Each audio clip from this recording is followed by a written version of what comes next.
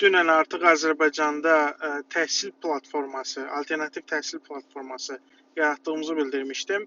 Bu təhsil platformanın ilk məhsulu Talış dilində dərslik olacaq. Bu əsasən Azərbaycan dilli məktəbləri üçün olacaq. İlk hazırladığımız versiya bundan ibarətdir. İlk olaraq Talış dilinin qaydaları çatdırılacaq.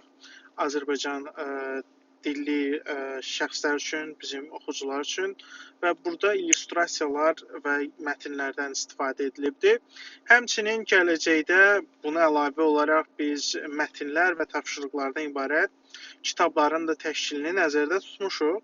Bu bizim ilk məhsulumuz olacaq və bundan sonra biz artıq Talış tarixi kitabı üzərində də işləyəcəyik. Bu dərslik formasında olacaq və Talış tarixi kitabı artıq Azərbaycanca olacaq ilk olaraq. Bu əsasən milli kimliyi göstərmək üçün vacibdir ki, biz Azərbaycan dilində verək ki, bu hər bir Talış üçün Azərbaycan dilini, Talış dilini bildi və ya bilmədi öyrənə bilsin.